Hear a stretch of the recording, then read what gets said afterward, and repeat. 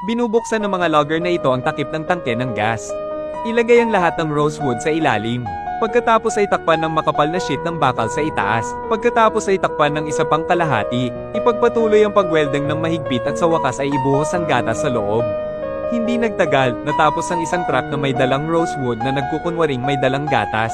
Papunta sa checkpoint, agad silang pinigilan ng mga pulis. Nakita ng hepe ng pulisya na si Arani na hindi natatakot si Pushpa na gumawa ng anumang krimen. Agad na inutusan ng mga subordinate na suriin ang kotse. Kalmadong sinabi ni Pushpa na nagreporma siya. Ngayon maghatid ng gatas ng baka. Matapos hanapin ng mga pulis, nakita nila na ito ay totoong gatas. Kaya hinayaan ko na sila. Tuwang-tuwa ang amo ng smuggling group. Nag-alok sa kanya ng $1,000 na sahod para sa bawat kotse. Ngunit tumanggi si Pushpa. Sinabi niyang hindi niya kailangan ng $1,000. 4% na komisyon lang. Sa madaling salita, $800 lang. Matapos marinig ang kausap ay agad siyang pumayag. Napaka-curious ng taong kasama ko. Tanong niya kay Pushpa na halatang kikita ng $1,000. $800 lang ang kinuha. Sinabi ng Pushpa na kumuha ng $1,000. Nagiging empleyado tayo ng ibang tao. Kumuha ng 4% na komisyon. Nagiging collaborator niya tayo. Huwag tumingin sa Pushpa na maraming balbas. Medyo magulo ang labas. May mga sasakyang pang-apat na gulong na ginagamit kapag ikakasal.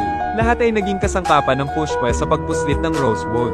Ang pulis na si Arani ay lalong nadama na may mali. Ngunit wala akong mahanap na ebidensya. Noong araw na iyon ay pinahinto niya ang isang tanker truck. Nagpasya si Arani na suriin ito sa kanyang sarili. Matapos niyang hawakan ng patpat at tapikin ito pataas at pababa. Iba talaga ang sound detection. Narinig mo na ba? Bakit ko naririnig ang nasa itaas ay gatas? Sa ibaba ay ang tunog ng kahoy. Nakita ito ng driver at agad na nakonsensya at gustong tumakas. Siya ay nahuli muli ng mga pulis. Wala pang panahon ng mga pulis para seryosohin ang pag-amin. Sinabi ng dalawang taong ito ang lahat ng kanilang nalalaman. Sabay-sabay, ang bawat kotse ng Rosewood ay dinadala sa bodega ni Jorani. Ito ang pinakamalaking boss sa likod ng smuggling group. Tinatawag siya ng mga tao sa palayaw na Champe. Ang piraso ng Rosewood ay tuluyang nahulog sa kanyang mga kamay. Pagkatapos ay umasa sa kanyang mga trick, pagdadala ng mga kalakal sa bawat gate ng inspection at pagdadala sa kanila sa daungan. Naihatid sa huling mamimili. Ngayon siya ay nasa ilalim ng malapit na atensyon ng pulisya. Kaya niloko niya ang lahat ng Rosewood mula kay Jorani. Sinabi sa kanya ni Jorani na panatag ang loob. Dahil napakaganda ng ugali nila, tiyak na mapoprotektahan ng Rosewood na ito. Ang taong iyon ay Pushpa. Kasama ang hitsura ng Pushpa. Matapos magkatinginan ng dalawa in tacit confirmation, napapanatag si Champe at umalis. Hindi nagtagal ang magandang tanawin. Nakatanggap ng tawag si Pushpa mula kay Jorani. Alam ng mga pulis ang lokasyon ng bodega. Sabihin mo sa akin na mag-isip ka agad ng paraan para ilipat ang trilyong numerong iyon. Kung mahuli ka, matatapos ang iyong buhay. Sa oras na ito, ang pulis ay nagtipon ng isang pulutong. Papunta sa bodega, nagmamadaling tumakbo si Pushpa palabas ng bahay.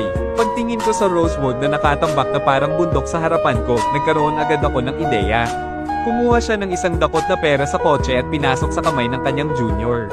Sinabi sa kanya na mabilis na bumaba ng bundok. Pagkatapos ay sabihin sa lahat na darating ang mga pulis, himukin ang lahat na kumilos ng mabilis. Kinuha ni Pushpa ang palakol at tumayo sa tumpok ng Rosewood. Nakatingin sa ibaba ang rumaragasang ilog. Itinaas niya ang kanyang palakol at pinutol ang lubid. Agad na lumutang sa ilog ang 1,000 taong gulang na Rosewood. Tumalon si Pushpa sa gilid. Tingnan mo ang Rosewood na umaanod sa tubig. Sa pamamagitan ng talon ay bumaba sa ibaba. Ito ay Rosewood na nagkakahalaga ng trilyon. Kung hindi sapat ang sasakyan, may darating at gagawa nito. Hindi nagtagal. 10,000 puno ng Rosewood kasama ang umaagos na tubig. Bumaba sa talon. Nang dumating ang mga pulis, naghanap ng kalahating araw sa loob at labas ng bodega, ngunit walang natagpuan kahit na mga chips ng kahoy. Sa oras na ito, isang smuggler ang nagmaneho ng kotse patungo sa dam. Naglabas ng kaunting pera para suhulan ng manager. Pagkatapos ay mabilis na tumakbo sa dam. Mabilis na buksan ang balbula ng gate. Kaya lang, lahat ng Rosewood ay hinarang. Lumabas pagkatapos malaman ni Pushpa na papunta na ang mga pulis. Kaya sinabi ko sa mga junior ko na kunin ang pera at bumaba ng bundok. Ang pangunahing layunin ay para dito. Sa pagkakataong ito ay hindi lamang walang nahuli ang mga pulis, itinatago pa rin ang lahat ng Rosewood. Napakapangit ng mukha ni Chief Arani ngayon. Malinaw na alam na ang taong ito ay isang magtotroso, ngunit wala akong mahanap na ebidensya, kaya wala na silang magagawa. Ang mahusay na pagganap ng Pushpa ay lubos na iginagalang ni Champey. Siya ang pinuno ng isang smuggling group. Lubos niyang pinahahalagahan ng katapangan ni Pushpa. Inimbitahan din niya itong sumama sa party ng smuggling group. Pagkatapos tumalon, magpainit, nang pumunta si Pushpa sa banyo. May narinig na dalawang junior na nagsabi ng masama tungkol kay Champey. Sinabi niyang ibinente niya ang rosewood na ito sa halagang $2,000,000 bawat tonelada.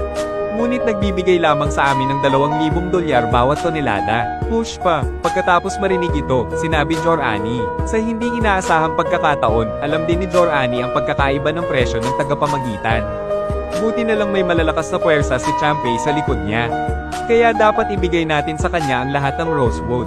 Sinabi ni Jor-Ani kay Pushpa, kung hindi mo kayang lunukin ang galit na ito, maaari kang makipag-ayos kay Champey. Pagkatapos ng lahat, ikaw ay isang collaborator. Kung matagumpay ang negosasyon, hahatiin natin ito ng pantay. Kinabukasan ay pinaandar ni Pushpa ang van patungo sa tirahan ni Champey. Sa kasamaang palad, nakilala ko si Champey na nagtuturo sa isang taong gustong magtaas ng mga presyo. Hindi pinansin ni Champey si Pushpa at kinuha ang tawag mula sa kanyang superior. Sabi ng superior may nagmamakaawa. Sabihin kay Champey na patawarin ang taong ito. Sabi ni Champey sorry nataman ko siya. Ibinaba na lang ang telepono. Pinaalis siya ng kanyang mga subordinate kay Tai Tian. Nakita ni Pushpa ang lahat ng ito. Pero nakita ko na ang mga eksenang ito. Tinanggal niya ang salamin niya at sinabing, dati nagbayad siya ng 2,000 kada tonelada na napakaliit. Kung gumastos ka ng 10 milyon kada tonelada, ibebenta ko ito sa iyo. Nagalit ang nakababatang kapatid. Ang taong nakahiga sa lupa ay gustong taasan ang presyo ng 500,000. Ibinuka niya ang kanyang bibig para humingi ng 10 milyong pagtaas ng presyo. Hindi ka ba nagsasawa sa buhay? Hindi siya sinagot ni Pushpa bagkus ay sinabihan na lamang sila na mag-isip pa. Tapos mahinahon siyang naglakad palayo. Sa sobrang yabang, hiniling ng nakababatang kapatid na hatiin niya sa kalahati ang Pushpa. Sa hindi inaasahang pagkakataon, napaatras si Pushpa. Hawak ang phone ni Champey sa harap nila. Maghanap ng bibili ng rosewood at tumawag.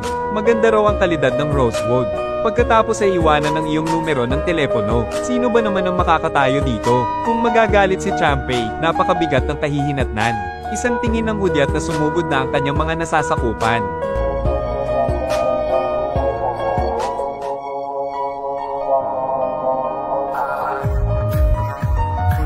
Sa hindi inaasahan, ang Pushpa ay hindi lamang mas malaki at mas matapang kaysa sa iba.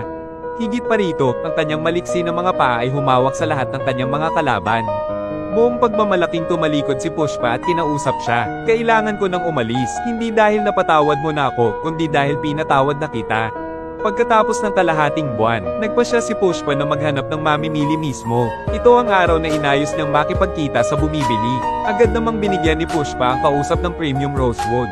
Pagkatapos itong buksan ng mamimili para sa pagtingin.